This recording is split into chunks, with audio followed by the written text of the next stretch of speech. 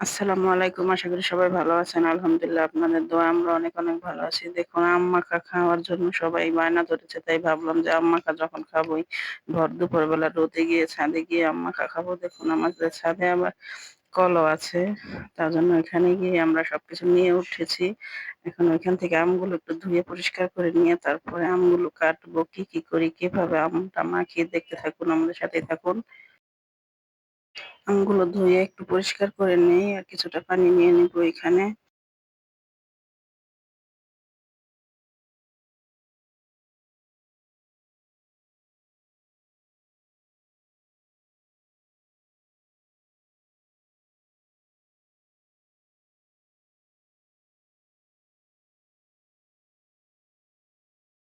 দেখুন আমাদের ছাদের পরিবেশটা কেমন? ছাদে উঠলে একটু ছাদে উঠলে অনেকটা ভালো লাগে আবার রোদও লাগে। কিন্তু আজকে ভাবলাম আম মাখা যখন খাবো, ভর দুপুরবেলা রৌদ্রেই খাবো। তার জন্য রৌদ্রেই উঠেছি। আমাদের এই কোণাটা একটু রোদটা লাগে না। কারণ ওই কোণাটায় হচ্ছে গিয়ে পানির ট্যাংকিটা তার জন্য ওইখানে একটু সেমা পড়ে। তার জন্য ওইখানেই গেলাম। আর পাশের বাড়ির ছাদে দেখুন লেবু পাতা আনবো।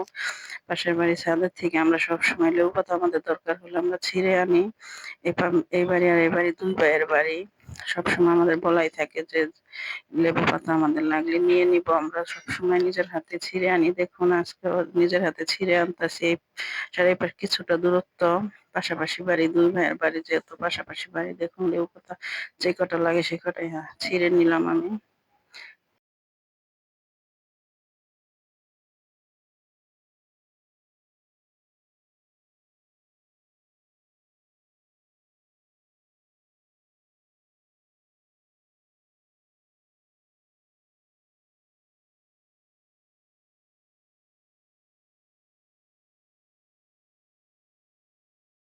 সবকিছু হাতের কাছে নিয়ে এখন আম ছিলতে বসবো। দেখুন লেবু পাতাটা একটু ধুয়ে পরিষ্কার করে নিলাম।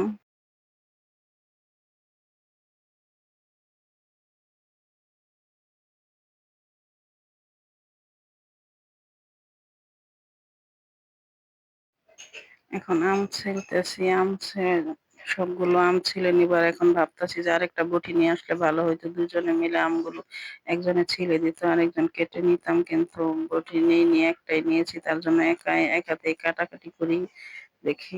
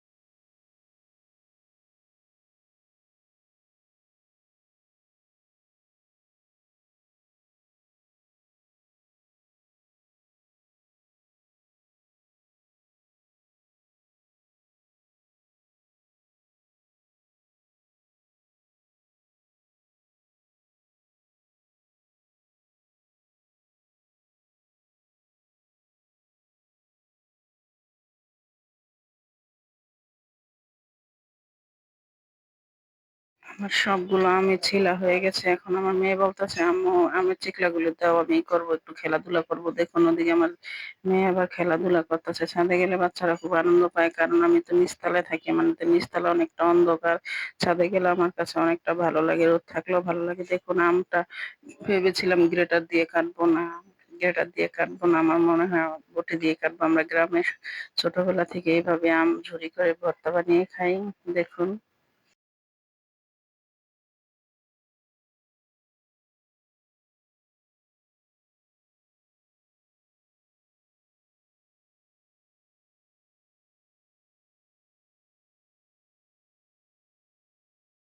আশেপাশে পরিবেশটা আপনাদের সাথে শেয়ার করলাম। দেখতে থাকুন। ওই গাছে দেখা যাচ্ছে আম। আমাদের পাশের বাড়ি ২ টা গাছে আম ধরেছে। আম দেখা যায় আর পাশের বাড়িটা দেখুন কাঁচা পাকা আম দিয়ে এই আম মাখাটা খেতে ভালো লাগে। আমরা গ্রামে যখন থাকতাম তখন এই কাঁচা পাকা আমটা দিয়েই আম মাখাটা করতাম। কারণ একটু কাঁচা পাকা দিলে আম মাখাটা একটু নরম হয়, খেতে ভালো লাগে দেখুন। তার জন্য আজকে আমি কাঁচা পাকা আমই নিলাম ভর্তা করার জন্য।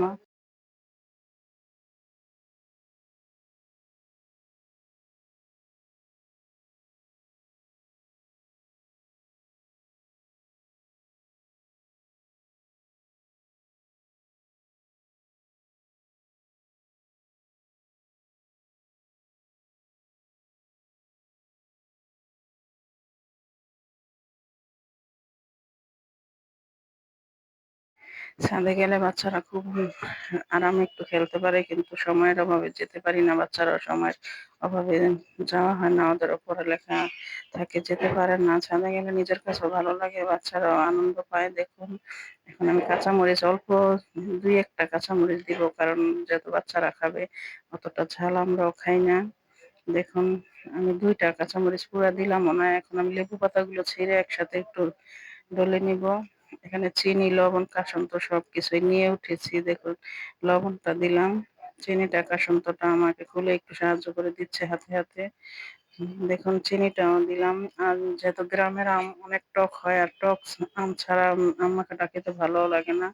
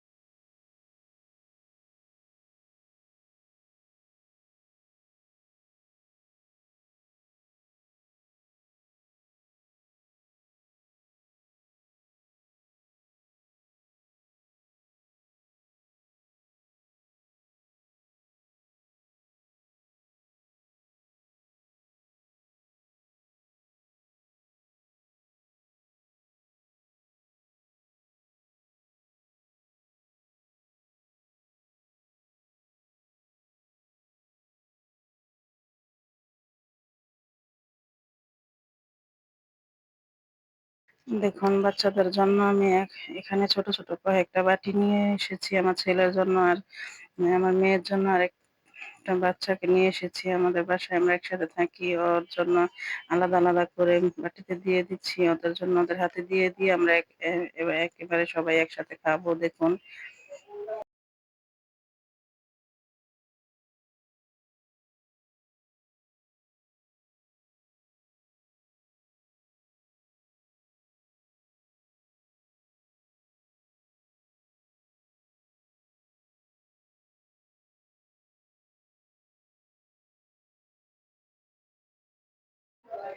একসাথে খাওয়াটাই সবার সাথে খাওয়াটাই একটা আনন্দই আলাদা। খাওয়ার থেকে আনন্দটাই বেশি। দেখুন সবাইকে নিজের হাতে একটু খাইয়ে দিলাম। দেখুন এই বাচ্চারা খাওয়ার জন্য আমি মরিচটা কম দিয়েছি। বাচ্চারা খাবে বলেই। এখন আমাদের আম মাখা ভিডিওটা কেমন লাগলো অবশ্যই কমেন্ট করে জানাবেন। ধন্যবাদ সবাইকে আমাদের ভিডিওটি দেখার জন্য।